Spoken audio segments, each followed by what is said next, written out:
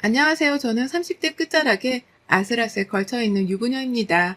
하루 24시간을 굉장히 바쁘게 사는 사람이라 사연 이거 정말 너무 올리고 싶었는데 자꾸 짬이 안 나서 쪼개고 쪼개서 올려봐요. 제가 원래 이렇게 바쁘기 전에는 배고픈 사람이었습니다. 사업 아이템들이 남들보다 너무 앞서서 다 말아먹어가지고 결국 배고프게 살아야 했죠. 제가 사업을 하겠다고 다짐을 했던 건 24살이었고 이유는 첫 직장에서 저를 너무 갈구던 팀장 때문이었습니다. 이제 막 입사한 지 일주일쯤 된 제게 팀장은 모든 욕바지를 시키셨죠. 심지어 제게 뭔가를 물어보기에 아이디어를 냈는데 그게 채택이 되어 굉장한 성과를 이루기도 했어요. 그런데 제 이름이 아니라 팀장 이름으로 들어가는 억울함을 겪어야 했죠. 갈구는 건 다 참았는데 그건 정말 못 참겠더라고요. 그래서 제가 팀장에게 물어봤습니다. 팀장님, 저 면담 좀 요청할게요. 뭐, 지금 꼭 해야 해? 너야 한가하지? 나 바쁜 거 안 보이니? 면담 꼭 하고 싶은데 언제 할 수 있을까요? 아, 뭔데? 여기서 그냥 말해. 뭐, 그만두게? 못하겠어? 아니요. 그럼 그냥 여기서 말할게요. 그 아이디어 제 거인데 왜 팀장님이 직접 아이디어 낸 것처럼 보너스도 받으시고 일도 하세요? 제 이름은 어디에도 없고요. 제가 아무리 막 들어온 신입이라고 해도 이건 아이디어 자체를 그냥 도둑질 하신 거 아니에요? 뭐라고? 너 지금 팀장한테 도둑질이라고 했니? 네가 아주 단단히 돌았구나. 야, 네 이름을 올려준다고 해서 네가 할 수 있는 게 뭔데? 있으면 말해봐. 없잖아? 안 그래? 결국은 내가 다 해야 하는데 그럼 내가 하는 거지 네가 하는 거야? 업무를 말하는 게 아니라 아이디어 자체를 제가 냈다는 말씀을 안 하시고 본인 아이디어라고 직접 말씀하셨잖아요. 저는 그걸 말하는 건데요. 남의 아이디어를 본인 거로 위장하면 그게 도둑질이지 뭐예요? 이런 싸가지 없는 게 할 줄 아는 것도 하나 없고 무능한 주제에 꼴에 자존심은 있다 이거야? 야, 네 아이디어 도둑 맞은 게 싫으면 네가 능력 있는 사람이어야지. 아무것도 할 줄 아는 거 하나 없으면서 꼴에 성질만 내는 거야? 그런 사람을 보고 우리는 무식한 무능력자라고 부르거든. 알아들었으면 네 자리로 꺼져. 내가 능력이 있으면 팀장 너도 나한테 아무 말 못하는 거야? 그래, 그럼 꼭 이 조직에서 나가지 말고 있어. 몇 년 후에 보자고. 우리 그때는 과연 팀장, 네가 나를 보고 어떤 표정을 짓고 어떻게 행동하는지 내가 지켜볼 테니까. 난 오늘부로 이런 도둑질하는 팀장 밑에서 일 안 해. 보고 배우는 게 도둑질이면 교도소를 가지 뭐하러 여기 있겠어? 사직 처리 잘 해주세요. 전 이만 가볼 테니. 전 그렇게 퇴사를 했어요. 어려서 용감하기도 했고 저는 제 걸 도둑 맞았는데 사과도 하지 않고 뻔뻔하게 행동하는 팀장의 행동에 너무 화가 났습니다. 그래서 전 직원들이 듣고 있는 곳에서 큰 소리로 말하며 제대로 쪽팔리게 해줬어요. 그러면 팀장도 쪽팔릴 테니까요. 본인이 한 짓이 있고 다들 그게 제 거라는 걸 아니까 얼마나 쪽팔리겠습니까? 팀장이 고작 일주일차 신입 아이디어 도둑질해서 저렇게 쪽을 당했는데 말이죠. 그렇게 용감하게 나왔지만 사실 그 바닥이 너무 좁아서 소문이 빨리 퍼졌고 제가 일방적으로 싸가지 없게 행동한 나쁜 신입으로 소문이 났죠. 그럴 줄 알았어요. 그래서 전 홀로서기를 해야 했고 내 사업을 해야겠다고 다짐했습니다. 아르바이트를 하며 모았던 돈과 부모님께 돈을 살짝 빌려 유학도 갔다 왔고 돌아와서 제 패션 브랜드를 오픈하며 성공리에 자리를 잡았죠. 부모님은 늘 제 선택을 존중해 주셨고 믿어 주셨기에 저는 더 열심히 할 수 있었습니다. 그리고 부모님이 인맥이 굉장히 좋으셨고 발이 넓으셨는데 제가 브랜드를 런칭하고 이리저리 소문을 많이 내주신 덕에 더 많은 분들이 찾아주셨어요. 정말 다행이었죠. 그 후 저는 쭉 일을 하며 잘 살고 있었고 중간에 소개도 받아 연애도 했습니다. 그게 바로 제 남편인데 저보다 딱 4살 많았고 제가 제 일을 너무 열심히 하는 모습이 멋지고 보기 좋다고 했죠. 사실 연애를 할 시간이 없었습니다. 왜냐면 저는 하루 24시간이 부족했거든요. 이런저런 할 일이 너무 많았고 온라인으로도 판매를 시작하면서 더욱 바빠졌습니다. 제가 바빠지는 만큼 직원 수도 늘어가는데 그 직원들을 관리하는 것도 결코 쉬운 일은 아니었어요. 늘 피곤하고 힘들었지만 결국 제 사업이고 성공했으니 만족하며 살았습니다. 일뿐 아니라 비즈니스적인 만남도 가져야 했고 미팅들도 많았어요. 그러다 어느 날 벼르고 있던 그 팀장이 저희 회사에 면접을 보러 왔더라고요. 제가 없을 거라고 생각을 한 건지 저를 기억 못하는 건지 저는 궁금했습니다. 면접을 볼 때 대놓고 물어봤어요. 팀장님이네? 나를 기억 못할 리가 없을 텐데 무슨 생각으로 왔지? 최고인 거 인정하니까 배우려고 왔습니다. 배우고 싶습니다. 근데 이를 어쩌나? 소문 못 들었나? 우리는 직원을 굉장히 엄격하게 뽑는데 그런 우리 회사에서 당신같이 남의 아이디어 도둑질이나 하는 직원은 절대 둘 수 없지. 대표님이 말씀해주신 그 도둑팀장이 저 여자예요? 와, 정말 뻔뻔하네요. 이미소 씨? 뻔뻔하지. 그러니까 그렇게 대놓고 남의 거 훔쳐갔겠지. 근데 뭐 내가 5기로라도 입사시켜 줄 거라고 생각했다면 오산이야.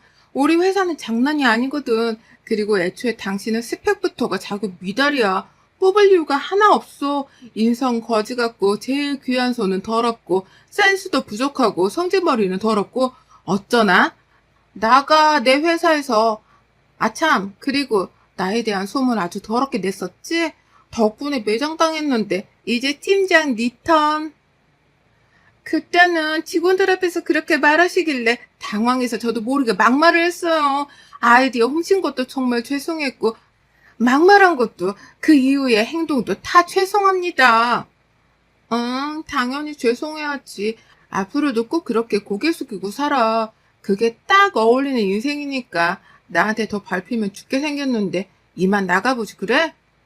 저는 인생을 살면서 이렇게 속이 시원해 본 적이 없었습니다. 정말이지 속이 너무 시원해서 미칠 것 같았어요. 말로 다 표현하지 않아서 그렇지. 그 당시에 저를 매장시키려고 있는 말 없는 말 다 소문내버린 저 팀장 때문에 꽤 마음고생을 해야 했거든요. 그래서 충분히 당해도 싸다고 생각했어요. 어쩌면 나이 먹고 유치하긴 하지만 말이죠. 평생에 복수를 했고 전 더 홀가분하게 훨훨 날았습니다. 잠을 제대로 못 자도 복이라고 생각했고 너무 바빠서 힘들어도 그 또한 제게 주어진 임무이고 복이라고 생각했어요. 남편과의 연애는 당연히 즐겁고 재밌었지만 늘 미안했습니다. 제가 늘 기다리게 하는 입장이었고 남편은 늘 제 모든 걸 맞춰주는 입장이다 보니까 항상 미안한 감정이 쌓이더라고요. 그래서 항상 잘해주려고 더 노력을 했습니다. 하루는 제가 과로로 쓰러진 적이 있는데 이날 중요한 미팅이 있어서 얼른 가봐야 했어요. 그런데 그런 저를 붙잡고 남편이 말했죠. 지금 타이밍 진짜 웃긴 거 알거든? 근데 그 미팅 내가 데려다 줄 테니까 걱정 말고 진정해봐. 할 말 있어. 뭔데 그래? 나 늦으면 절대 안 돼. 빨리 수액 좀 빼달라고 해봐. 그래, 걱정 마. 시간 계산 다 해뒀어. 안 늦어. 결혼하자, 우리. 당신 이렇게 살다가는 죽겠어. 내가 옆에서 매일 365일 내내 챙겨줄 테니까 너 그냥 나랑 결혼해, 얼른. 뭐? 아니, 갑자기 그게 무슨 소리야, 지금. 이 상황에. 그래, 이 상황이라서 더 말이 나오는 거야. 빨리 대답해줘. 그래야 출발할 거야. 정말 왜 이러지? 나 급한데? 나도 급해. 수연이 너 이렇게 살다가 정말 골병 들어 죽어. 잘 좀 생각해봐. 나도 일하느라 바쁘긴 해도 한 집에 같이 살면서 챙겨주는 거랑 이렇게 떨어져 제대로 챙겨주지도 못하는 거랑 다르다고. 그리고 무엇보다 난 너 아니면 결혼 못해. 노총각으로 늙어 죽을지도 몰라. 참나. 정말. 알겠어. 결혼해. 얼른 가자. 제가 쓰러진 걸 본 남편은 이대로 혼자 뒀다가는 제가 정말 큰일 날 것 같았다고 합니다.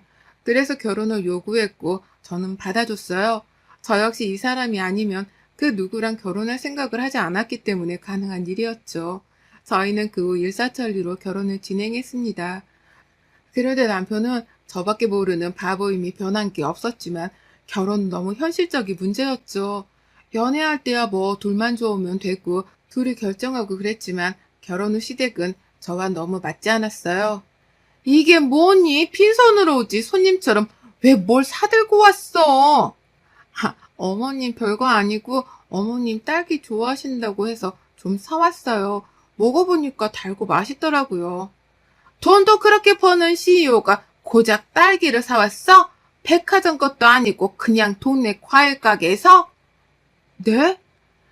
그 정도 체력가면 과일도 백화점에서 먹는 줄 알았는데 넌 아닌가 보다. 엄마 왜 그래? 왜 사람한테 말을 비비 꼬면서 해? 기분 나쁘게. 이 사람이 생각해서 사온 건데 진짜 과일 가게를 몇 곳을 돌아다녔는지 알아? 그러게 백화점 가서 한 번에 사오면 수월할 것을 뭐하러 그랬다니. 왜? 시애미한테는 백화점 과일은 먹이기 아까워? 아니요, 저도 백화점에서 안 사 먹어요. 비싸기만 하지 맛도 없거든요. 과일 가게에서 사는 과일이 제일 싱싱하고 맛있잖아요, 어머님. 아, 너무 먹어봐서 맛이 없어, 너는? 나는 모르는데 백화점 과일이 어떤 맛인지. 늘 저렇게 비비꼬면서 저를 못마땅해 하셨습니다. 그렇게 먹고 싶으면 본인이 직접 사 먹으면 될 것을 굳이 저를 걸고 넘어지셨죠. 심지어 시모의 이중성은 소름 끼쳤습니다. 함께 외식을 하자고 하셔서 룸을 예약했어요. 조용히 가족들끼리 먹고 싶어서요. 그런데 거기 일하는 직원이 하이가 저희 브랜드 거였죠. 남편이 그걸 알아보고 말했습니다. 방금 나간 직원분 하이, 당신네 거잖아. 그치? 이렇게 보니까 되게 반갑네.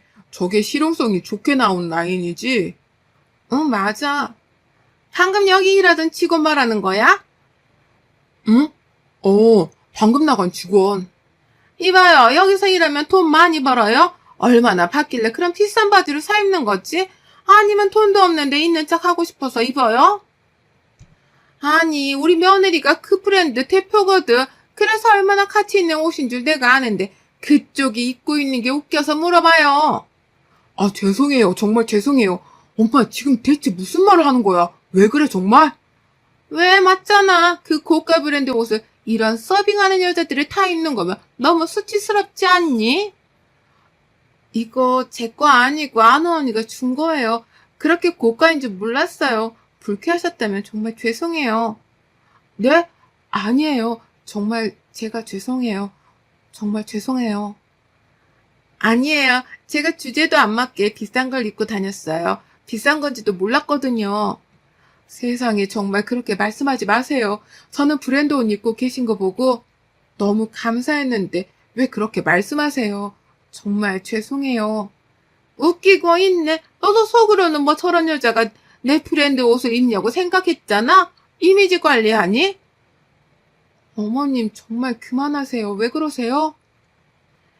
결국 그 직원은 울면서 나갔고 저는 따라 나가서 몇 번이고 사과를 하고 고개를 숙이고 했습니다. 시모는 저를 괴롭히는 방법도 참 여러 가지였죠. 밖에서 저를 알아보는 누군가가 있으면 은근 내 며느리라면 으쓱거리는 게 있었고 그러면서 또 뒤로는 저를 괴롭혔습니다. 사람이 참 못된 심보죠. 이런 시모 때문에 저는 스트레스 너무 많이 받았고 시모를 만난 후에는 꼭 체하거나 위험이 오곤 했어요. 더 어이없는 건 신우입니다. 제게 마치 뭐라도 맡겨둔 사람처럼 행동을 했거든요. 새언니, 이번에 그 가방 예쁘던데 그것 좀 하나 줘요. 아니면 샤넬이나 디올 신상도 좋고. 네? 직접 사야죠. 제가 그걸 어떻게 줘요? 돈이 그렇게 많으면서 그 정도 써봤자 어차피 티도 안 나잖아요. 안 그래요? 아가씨, 제가 얼마나 있는 줄 알아요? 모르지 않나? 인터넷에 돌아다니는 거 다 루머고 팩트 아닌 거 알면서 왜 그래요? 한두 번도 아니고 저한테 뭐 맡겨둔 사람처럼 그렇게 하지 마요. 기분 나빠요, 저. 신우한테 가방 하나 주는 게 그렇게 정색할 일인가? 새언니가 대표면 뭐해? 주는 것도 없는데. 야, 김민정, 너 자꾸 그렇게 싸가지 없게 할 거야? 미쳤어? 내가 뭘 했다고 그러는데 가방 하나 주는 게 어렵냐? 본인은 명품 가방 셀 수도 없이 있으면서 짜증나. 신우가 남편과 나이 차가 많이 나거든요. 그래서 어렸을 때부터 오냐오냐 컸는데 그래서 그런지 엄청 싸가지가 없었습니다. 남편은 그런 신우를 부끄러워하고 늘 혼냈지만 아랑곳하지 않았어요. 왜냐면 옆에서 시모가 한수를 더 뜨고 있었거든요. 솔직히 남편이랑은 아무 문제가 없었으나 시간이 지날수록 시모와 신우 때문에 스트레스가 과해지니까 괜히 남편도 미워지는 거 있죠? 이게 참 무서운 감정인 거예요. 제가 시모에게 가장 크게 꼬투리를 늘 잡혔던 게 바로 요리였습니다. 음식을 제대로 못하거든요. 늘 그렇게 바쁘게 살다 보니 직접 해서 먹을 시간도 없었고 항상 밖에서 사 먹었습니다. 제가 가장 많이 먹는 게 김밥이나 샌드위치처럼 간편하고 빨리 먹고 치울 수 있는 것들이었어요. 제대로 밥 한 끼도 못 먹는 제가 무슨 음식을 만들고 요리를 하겠습니까? 그러니 시모 눈에는 너 잘 걸렸다 싶었겠죠.